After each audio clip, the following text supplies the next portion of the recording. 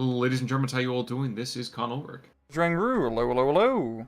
And folks, we are giving you some more of the monthly tournament rang. What are we bringing to the fray today? Well, on left-hand side in the blue, we have Khers Foxes playing 14th Infantry, with a Maverick Income. Right-hand side in red, we have Her Robert playing 7th Estonian, also with a Maverick Income. Fascinating. So we did see ourselves a ton of T-26s coming on in against 14th Infantry, of course. They might get matched up against those P2 Luxes, but it doesn't look like we're going to be very Luxy so far in this opening. Yeah, it's going to be a pretty standard infantry brawl between both of these divisions. So, yeah, I think it's going to be a pretty even matchup. I mean, up north, both sides going pretty heavy for the town, which isn't all that surprising. I think the surprising thing for me is that there's just so much Estonian infantry. It's like there's nobody left in Estonia. Yeah, he's just using a lot of these pioneery or superior PPSH, while Estonian troops have rather odd names. It's like they have a different language or something. So a very good opener, yeah. Well, I like the fact that we have this control of the bridge and can actually pick up two very cheeky flags over here from Foxes. Or Khers, excuse me.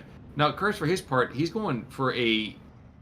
looks like a AirStats MG battery down to the south with one MG42 fronting it. It's supremely fascinating just to see the kind of craziness. There's no infantry getting across the front lines for that. Oh, that's a ridiculous amount of firepower. Unfortunately for him, I mean, there are still Su-76s and T-26s, though to that end, he is still being given enough vehicle support that shouldn't be too much of a hassle. Yeah, that was absurd. This down south, Khers has, like, a Stug platoon backed up with a Tiger. This is absolutely ridiculous, this little battle group he has down here. It's a pretty heavy duty, but he should be able to break on through. It's really not much on the Estonian side on the right up here. It's just Robert pushing very heavy up north, still holding on to that little bridgehead, so to speak, of the superior PPSH. Or PPS. I know what, and that's the thing, though, too, is that it's true that the 7th Estonian over here has some anti-tank, but a lot of the anti-tank here is really just going to be that infantry-based kind of PTRD stuff. So again, standard kind of Soviet division, and good lord, I didn't appreciate how many are there. That's like a Christmas tree's worth of Soviets. I know, that's just so bloody many. He's got T-26s backing him up. This is... yeah, it's scary. That's all I really have to say. That many bloody DPs. It's rather superior. I mean, if they were superiors, but... yeah, I don't know if Khers is really going to be able to get back into that town. It's just such a ridiculous amount of firepower. You're going to need an off-map and just nuke the site from orbit. So, worth mentioning, there's still a Tiger down south, but all of the Stugs have actually getting rocked and socked here, because there's the 76-2 behind, and the T-26 along with the Su-76, now deceased, but still devastating that vehicle push. Yeah, this hasn't been a great opener for Khers so far. Her Robert's done a fantastic job in just securing all of the flanks, so to speak, and he's been trading very effectively up north and down south, so he's doing really well. Absolutely, but we are going to see some P2s up to the north, and this is not going to be the end of the Soviet infantry. But it might be the beginning of the end, because those light vehicles, those autocannons, are just so stinking good. Yeah, pretty good. Targets. But we also do have a lot of T-26s being brought up to counteract this. And frankly, I think the Panzer IIs are going to run out of ammo before they do any serious damage here. That's true. That is true. That is the kind of the minor issue, is that the autocannons are great against infantry in the open, but they are less good against any kind of actual fortified position here. Yeah. God, that's just... I'm still overwhelmed. So are the Germans with just how much infantry is up north here from Herr Robert. Yeah, this fantastic push. It's so crazy, because normally this is an occasion though too, where such a huge investment early on should theoretically be resulting in an entire other flank being destroyed, but that's not the case here at all. Herr Robert still is holding a decent line to the south. Yep.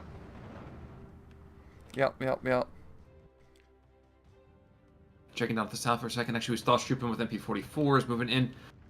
Yeah, this is more of a loose kind of saving grace, because I still don't think they're going to get there in time to help out the big lead pioneers. Just way too many less curates coming the other direction. And those guys are all armed with semi-automatic rifles, which gives them pretty good firepower. And then the two flamethrower teams on the flanks, if he times it correctly, he can pretty much wipe out all the German infantry on the hill. And he's going to time it correctly here. He's definitely going to time it correctly.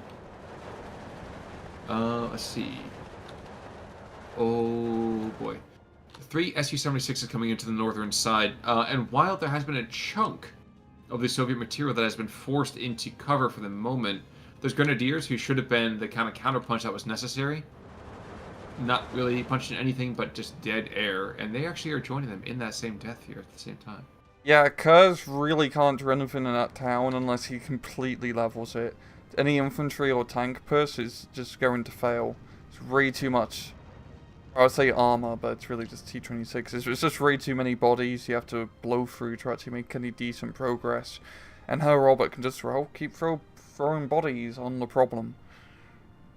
I do like the Flak 38 that's been called in just the right time. There's been, oh yes, we're going to see ourselves in an anti-air position to fight back against that artillery position. Still not enough. Wow. Oh. Enough to make it a little less accurate, giving the IG a little bit of a chance. And the BF-109 coming in clutch, getting the kill.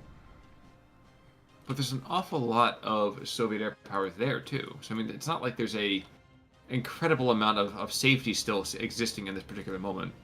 Yeah, like in the deck, Khers really only has that one card of 109s and a single napalm card, while Robert is definitely bringing more heavy air power. Actually, quite a lot of recon planes on her Robert side, so I'd be curious to see if he does actually use them. Well, we are seeing some rather, let's say, opportunistic strafing runs here. Mm-hmm. Nothing too crazy, but still some.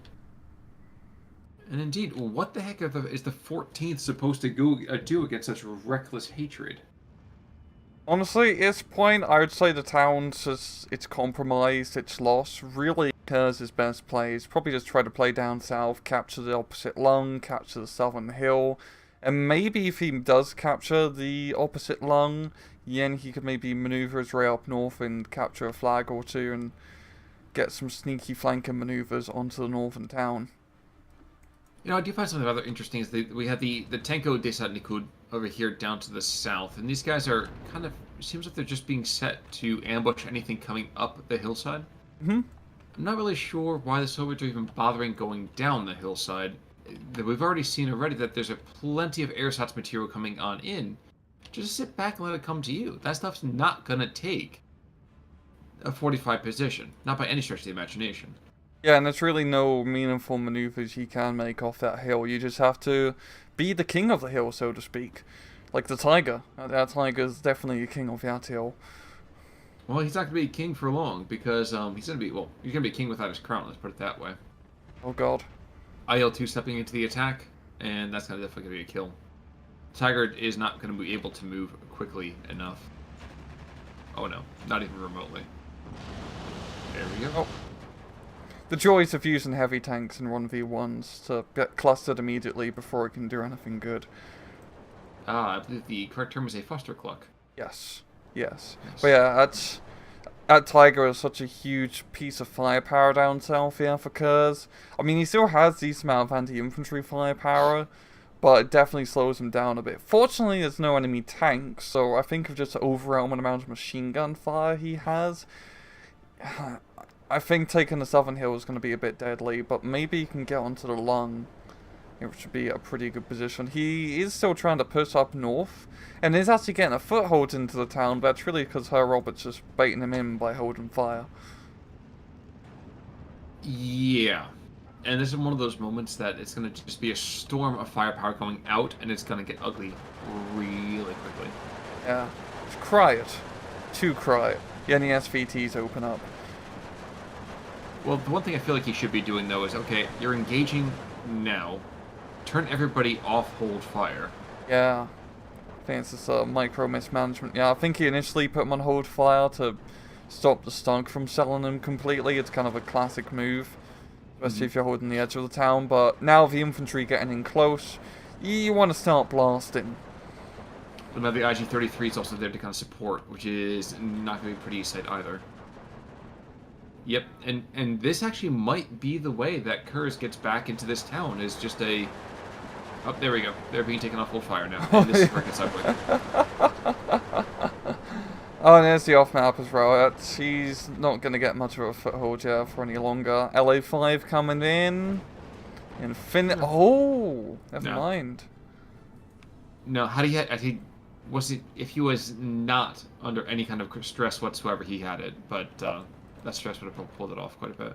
Tourney Mill buying a little bit more time for the IG-33. Hands all alone on the gun, having to load, aim, and shoot it. Probably a pretty tiresome task.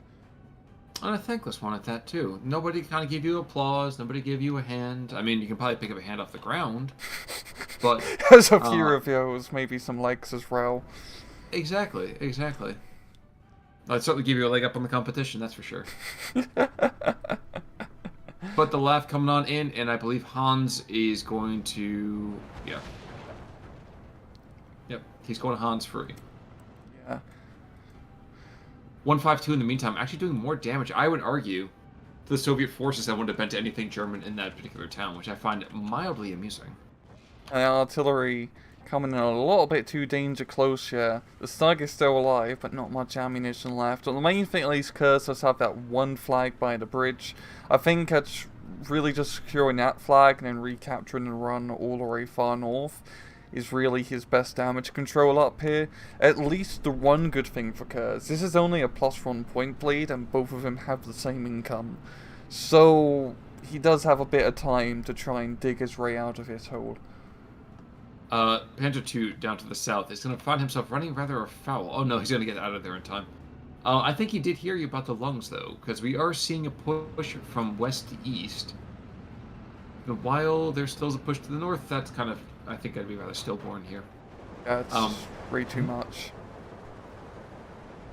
He's doing it again, this time Begley Grenadiers in the open, which is pretty race for these guys to be much better down south securing the lungs.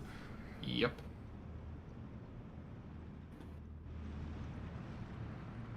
That's the last time we get forced into a retreat there. Oh. You know, one of the things we haven't really talked about too much is the fact that we are now in Phase B. And Phase B should not be super terrifying for the Germans, except for the fact that, oh wait, there's a potential of having 16 T-34-76s.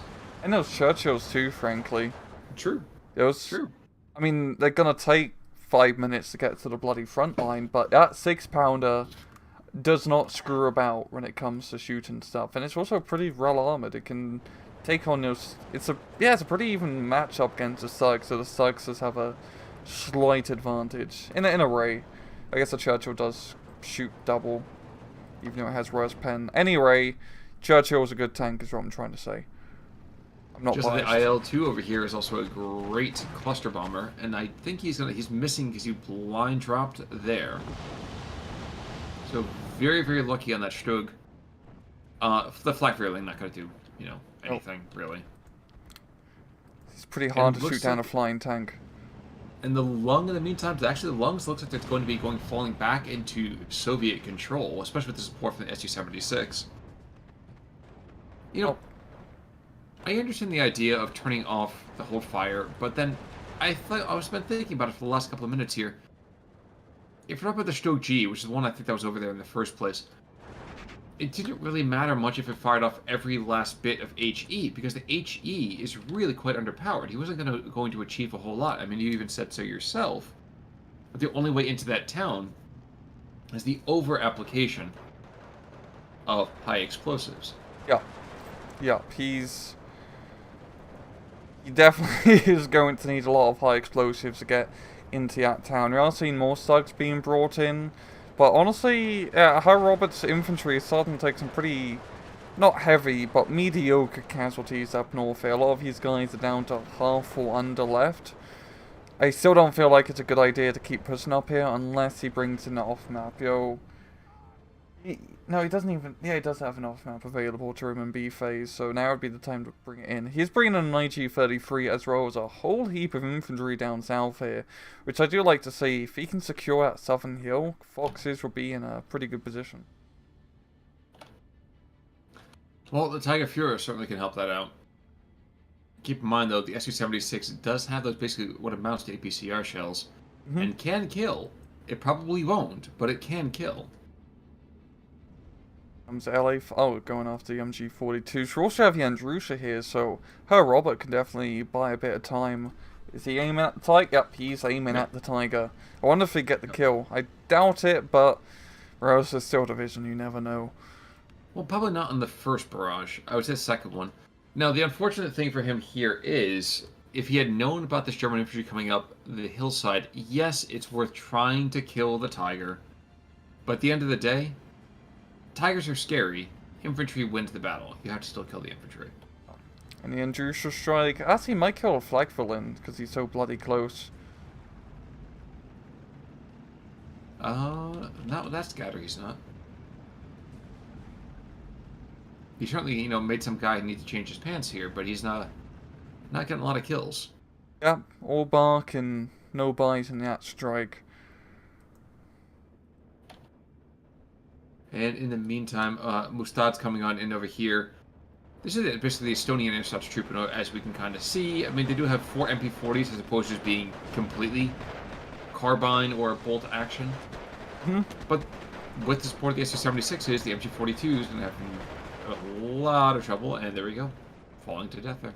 Up, and really it's coming down to Khers' push down south here for all the big leads. He definitely has enough firepower to secure his hills, not a whole lot here from her Robert. Mainly Robert is trying to secure his central lung back. And frankly, with tanks, he does have the firepower to secure it. Well, because the Tiger can't really risk peeking its head out of its hole for anything longer than a minute or two. Yeah. And that cluster bomber can always pop in and say hello with clusters. Well, here in the meantime is the end of that airsoft push, so that is very much kaput. Yeah. But yeah, so far, Robert's in a great position. I mean, he also has time because they're both of the same income, but he's got him down on a +2 right now, and if he can keep it up like this, he pretty much has the victory, and he has really good momentum still. I mean, these northern attacks keep failing time and time again from Foxes, so he has this pretty much under lock and key. I do think part of that, though, is misattribution, let's say, of what forces are under control. Like, I agree with you. I think the earlier comment that you made, ooh, Tiger goes down to the south. I think the earlier comment that you made is extremely appropriate, and I kind of feel like were I Khers, I would have stopped trying to throw good money after bad. Second Tiger, I think, is going to go down if these Flak Fearlings... Oh, no. Oh. Okay, Tiger got lucky here. Not fancy to protect Yak Cat. But I wonder how much damage Yak Cat's going to do. Well, with a site damaged, probably not a whole lot. To make sure his recon infantry are his eyes and ears. Probably shouting at the tank, shoot right! No, left! You're a little bit off! Up a bit. Now, what's that? Oh no, okay, I thought we actually were going to have some ground attack over here from the German Luftwaffe, but nope, Bf-109. Coming in, going after the left, but he's not having a left today. He's just forced back ignobly.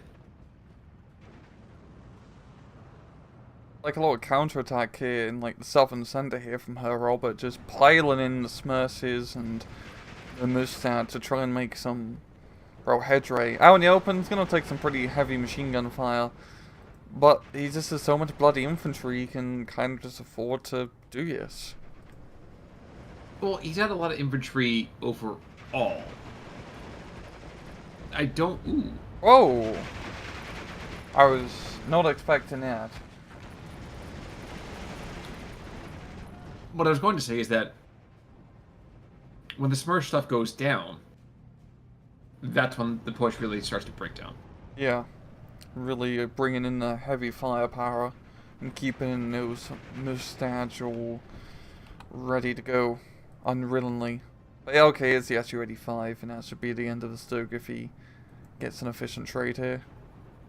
Oh, it's Shockingly got enough, first the shot. Stug, yeah, because the SU-85, I don't think you can see him yet. I think he was fast moving and did an attack move.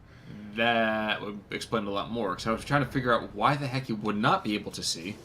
But yeah, that will do it. And that's a dead SU-85 here.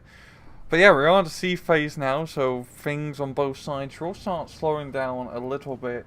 In terms of attrition, I mean, it's pretty even, all things considering. Both sides have pretty similar amount of infantry and armored assets available, so it's pretty even Stevens. Sir Robert definitely shows the lead just thanks to his fantastic momentum. And up north now, with the Churchills in the battlefield, they are starting to destroy a lot, and Herr Roberts managing to move a little bit out of the town.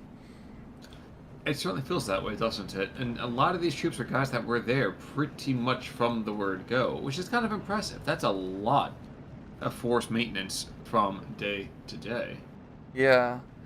Yeah, honestly, it's an orphan push here from Herr Robert. That's going to get him another flag, which should bring him up to a +2 once he kills that Grenadier up north. This is... yeah, it's a great push here. I mean, Khers has kept throwing, like, attack after attack up north, where he no longer has any forces. And now in sea phase, it's going to be more expensive to defend against just this much goddamn armor and fire support. Well, and we are seeing discipline actually being utilized to its solid effect here to keep a lot of the Soviet infantry on the field, which I think is one thing that I would like to see more of, is individuals trying to counteract the debuff that occurs from having disheartened troops. But not a particularly popular thing, yes sir? Yeah, no, with 7th Estonian you definitely see it a bit more because Smersh, compared to NKVD, are actually a pretty good frontline troop with a machine gun and SMGs. So they can actually hold their own quite well. Which I get, but I feel like even if they're holding their own one way or the other, I still feel like there is a lot of opportunity to just kind of force multiply for adding in, you know, a 15 or 20 point unit. This is one of those things that I feel like you need to be utilizing consistently. Definitely is a good call, especially when using the Musters, because they are really bloody good for 20 points. Yes, they are. Yes, they are. And you can see that happening actually right about now. So first of all, Churchill's not engaging these Stogs, which is going to be rather a bit of a mortal mistake here. You can see all of these burning husks, except for one, I think, represent Soviet fighting platforms. Yeah, it's just because it's like a slight incline, so to speak, so the Churchills will spot the infantry first, shooting them, and the Stugs come in and shoot them in the side. But yeah, it's just going to be a dead Churchill, and a very good kill shot from Khers. That's exactly what he needs. Managing to force back that push. Now, one thing we haven't seen a whole lot of is we haven't seen the Ju-88s. And I'm getting the feeling here the Ju-88s could have been very, very good dropping their bomb loads over here in the northern town. I'm actually a little surprised there hasn't been anything like that. Yeah, honestly, you know, 1 or 2 good napalm strikes, follow up with infantry. That probably would have run quite well trying to secure the northern side, but alas, we did not. He's much more willing to take IG-33s instead, which is still a pretty good unit, but like I said, he really just needed an off-map artillery strike in that northern town attack. Absolutely. Absolutely. And you know, I agree with you, even knowing that there were 81mm stovepipes there. But when it's that much forces, you really just need the off-map. Absolutely. But like earlier on, I feel like there still could have been a chance to slow up the arterial, slow up the initial breakout. And I think there was just way too much of an investment into that super early Tiger. Yeah. So that's the classic problem of using heavy tanks in 1v1s, is the Tiger is honestly one of the better heavier tanks to get. It's better than the Panther in my opinion, But it's such a juicy target. Yeah, you just see IL-2s and rocket runs and everything target the bloody tiger, and it usually dies before it does any meaningful damage. Like, right now, for a sec, we are going to see just those recon planes coming in with all those rockets. And it's blowing apart. They don't even need to really worry too much about what kind of German armor is on the field, because all they're really doing is just targets of opportunity, just consistently. Over and over and over again. It also doesn't help we don't have too much heavy AA here from Khers' side, really just 20mm trucks and the Flak-Volins, which, I mean, the Flak-Volins are good, but not having any 88 or 37 mils definitely hurts you in trying to stop the bombs from dropping. Really, a 20 mils are better for just, you know, cheap deterrence of stress and stuff. And hey, look, the tiger dies. What a surprise. Honestly, I'm watching the Grenadiers and the Elite Grenadiers try to push back into that town and picking off a couple of small units here and there. They're going to be able to take a small portion of it, but the overriding piece over here to the northern side, no one's really going to touch. Yeah, it's still a whole heat of Estonian infantry. Quite a few of them have SVTs. Well, the ones that don't have SVT still have submachine guns for close-in support. Like we're seeing right now, actually right around the lungs, a lot of Mustad, Matlids. Had these guys had a smirch here, these guys would have made it entirely across, and I would argue would have a, you know, probably 40% chance of actually driving back the Germans on the hillside opposite. Yeah. But it's funny how the runs which are on just the bottom of the slope aren't being shot at, but the guys who didn't get close enough aren't getting shot at. Funny how geography works. I'm pretty sure Les Morissette would call it ironic. Incorrectly, of course, just like her song, but she would call it ironic. But you're right. It's a little bit bizarre there. Just like it's a little bit bizarre to drop cluster bombs on an infantry attack. But, hey. Yeah. Different strokes for different Soviets, so. But yeah, her Robert now in a +2, and he pretty much has this game in the bag. He just has so much more stuff in the field. Let's get a ×2 over here at 2740. Okay.